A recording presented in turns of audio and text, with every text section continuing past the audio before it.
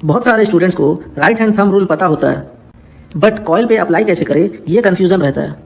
Let's fix this in 30 second. अगर magnet coil से दूर जा रहा होगा तो मैग्नेटिक फ्लक्स डिक्रीज होगा।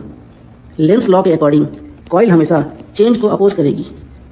चेंज क्या है? फ्लक्स डिक्रीज हो रहा है, मैग्नेट दूर जा रहा है, तो कॉइल इसे अपोज करने के लिए मैग्नेट को पीछे खींचेगी। मैग्नेट को अपने तरफ अट्रैक्ट करने के लिए मैग्नेट का जो सबसे नज़दीकी पोल है, कॉइल ठीक उसके अपोजिट वाला पोल बनाएगी। मतलब ये अगर नॉर्थ पोल है सबसे नज़दीक वाला, तो कॉइल साउथ पोल बनाएगी।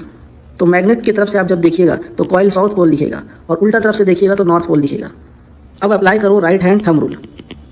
देखिए, राइट हैंड थंब रूल समझने के लिए मान लीजिए ये आपका थंब है, ओके, राइट हैंड थंब है। अभी आपने उंगली को जब मोड़ा है तो ये आपका नॉर्थ दिखाता है। हमेशा याद रखिए थंब आपका नॉर्थ की तरफ रखना है, और ये फिंगर जिस तरफ मुड़ेगा उस तरफ हम लोग का करंट का डायरेक्शन मिल जाएगा। तो ये नॉर्थ हो गया और ये करंट का डायरेक्शन हो गया।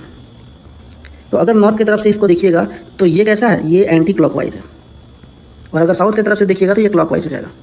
इस फेस में साउथ बन रहा है और इस फेस में नॉर्थ बन रहा है। थंब हम लोग नॉर्थ के डायरेक्शन में रखेंगे और उंगली को मोड़ेंगे। जब उंगली को मोड़ेंगे तो ये इस तरीके से फोल्ड होगा, तो हम लोग को ये करंट का डायरेक्शन मिल जाएगा।